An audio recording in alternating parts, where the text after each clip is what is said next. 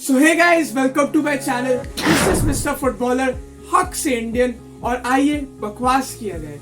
So guys, एक और defeat Chelsea के लिए, वो भी अगेंस्ट वुल्व्स जो टेबल के इतने नीचे हैं, एंड और एक न्यू मैनेजर के अंडर एक और न्यू डिफीट। अब तक इस सीजन में 4 मैनेजर बदले जा चुके हैं और रिजल्ट अभी भी वही है, pathetic performance by players. And guys, समझ में नहीं आ रहा है वो इग्निशन, एक विनिंग स्पिरिट को क्यों कोई नहीं इग्नाइट कर पा रहा है इन प्लेयर्स चेल्सी क्लब में। कोई मैनेजर ये क्यों नहीं कर पा रहा है गाइस? क्या ये मैनेजर की ही गलती है? क्या ये प्लेयर्स की गलती है, या फिर ओनर्स की गलती है, या फिर हमारी गलती है जो हम इस क्लब को सपोर्ट कर रहे हैं? I am unable to understand guys. Players ना अच्छा से फिनिश कर पा रहे हैं, मैनेजर्स ना अच्छा अपना फर्स्ट 11 चूज कर पा रहे हैं, ओनर्स ने एक ही विंडो में अपना क्लब का सब कुछ ठीक करने को चाहा, जिसके वजह से एक मींस पूरा स्क्रम्बल अप हो गया है गाइस। खिचड़ी टाइप की बन चुकी है ये क्लब का सिचुएशन। कौन सा प्लेयर किस पोजीशन में खेल रहा है, मैनेजर्स डिसाइड नहीं कर पा रहे हैं। कौन सा प्लेयर मेरा किस फेवरेबल पोजीशन में हर दिन स्टार्टिंग लाइनअप में होना चाहिए, वो अभी तक डिसाइड नहीं कर पा रहे। प्लेयर्स के माइंड हार्ट में कुछ भी नहीं है, पूरी की पूरी खाली पड़ी है वो कंटेनर। कोई विनिंग स्पिरिट नहीं दिख रहा है कि हाँ, हमें क्लब के लिए कुछ करना है, हमें क्लब के लिए जीतना है। क्लब इतने खराब सिचुएशन से जा रही है, बट ना प्लेयर्स में ये दिख रहा है, और शायद मैनेजर भी क्या ही कर सकता है जब प्लेयर्स में ये स्पिरिट ना हो। कोई मैनेजर इग्नाइट नहीं कर पा रहा, जैसे एरिक टेन हैग ने गाइस।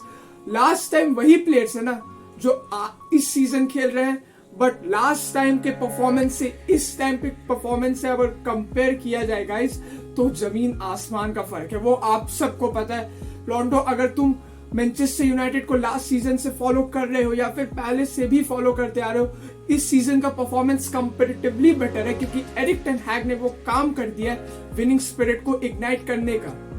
वो विनिंग स्पिरिट को जला दिया है एरिक टेन हैग ने मैनचेस्टर यूनाइटेड के प्लेयर्स, जिसके वजह से जो प्लेयर लास्ट सीजन बहुत ज्यादा खराब परफॉर्मेंस दे रहे थे, मींस 72 से भी बदतर, वो इस season they are tremendously magical guys. Means Scott McTominay का ही आप एग्जांपल देख लो। लास्ट सीजन वो बंदा अपने लाइफ का सबसे खराब फुटबॉल खेल रहा था, मींस लगी पड़ी हुई थी उसकी।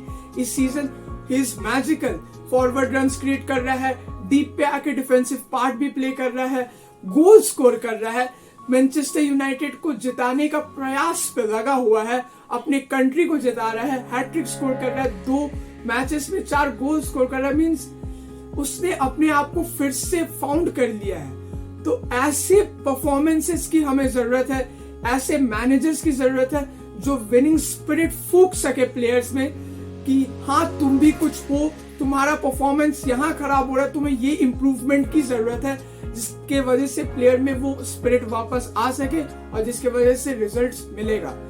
गाइस, प्रॉब्लम प्लेयर्स में भी बहुत हद तक नहीं है, प्रॉब्लम्स मैनेजर में भी बहुत हद तक नहीं है गाइस।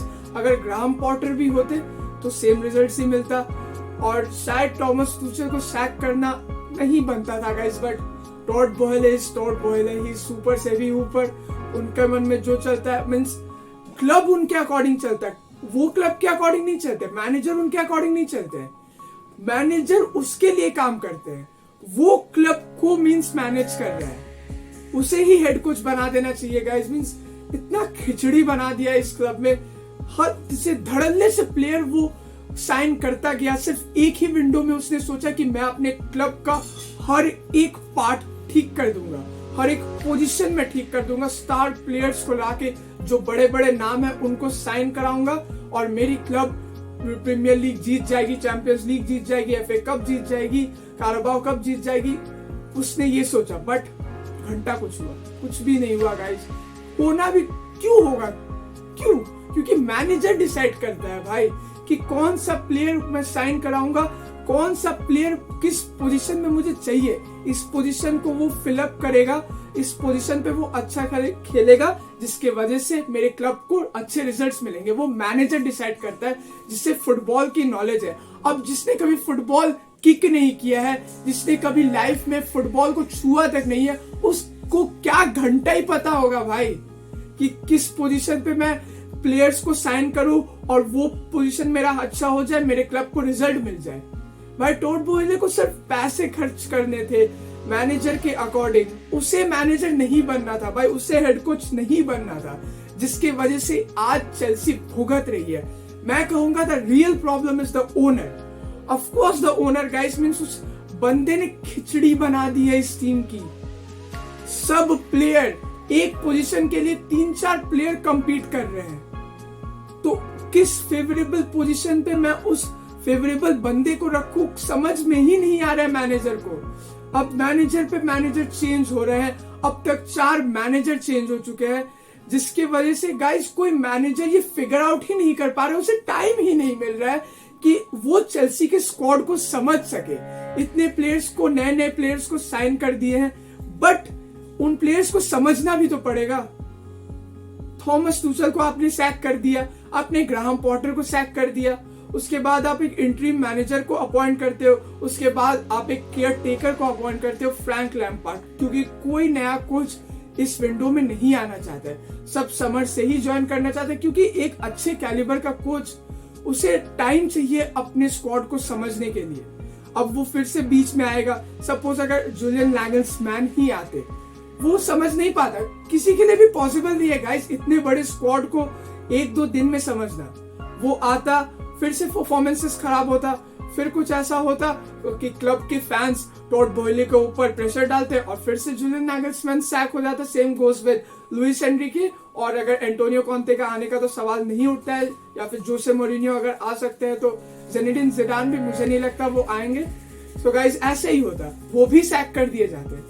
सो एक मैनेजर को आपको टाइम देना पड़ेगा कि वो अपने स्क्वाड को समझे, वो अपने प्लेयर्स के कैपेबिलिटी को समझे, वो अपने स्क्वाड के पोजीशंस को समझे कि किस पोजीशन पे मुझे किस फेवरेबल बंदे को खिलाना है। That's all for today guys. इस क्लब के बारे में कुछ और बोलने लायक है नहीं, अभी कुछ और मैचेस बाकी है। एक ब्राइटन के अगेंस्ट मैच होने वाला है, एक न्यूकासल के अगेंस्ट मैच होने वाला है, 2 मैचेस रियल मैड्रिड के अगेंस्ट होने वाले हैं, एक मैनचेस्टर यूनाइटेड के अगेंस्ट होने वाला है, और एक बॉर्नमाउथ के अगेंस्ट होने वाला है। सो आप देखिएगा, इस मुझे नहीं लगता रेलीगेशन से तो बच ही जाएगी, बट अगले 4-5 मैचेस में से वो शायद ही 1-2 मैचेस जीत जाए या फिर 1-2 ड्रॉ निकाल ले, और रियल मैड्रिड से जीतने का तो मुझे कोई उपाय लग रहा नहीं है, कुछ होप दिख रहे नहीं है मुझे। कुछ मैजिकल हो सकता है, फ्रैंक लैम्पार्ड को हम लोगों ने देखा है पहले भी चेल्सी को मैनेज करते हुए, कुछ मैजिकल हो सकता है, ये नहीं कहूंगा। अभी भी आपको उम्मीद नहीं छोड़नी चाहिए। रियल मैड्रिड भी कुछ अच्छा नहीं खेल रही है, कल वो विलारियल से 2-3 से हार गई। So let's see guys, but real Madrid से जीतना इट्स टफ। चैंपियंस लीग में real Madrid is something else, just beyond the haven. तो देखिए गाइस, कहीं मुझे तो लग रहा है 5-6 गोल ना खा जाए चेल्सी, और खाने ही वाली है। Let's see guys, that's all for today. Keep supporting Indian football, keep supporting your favorite club in Premier League, La Liga, Bundesliga, Serie A, or wherever your favorite club is playing. Keep supporting Indian football, and क्या ही कहूँ भाई, जय हिंद।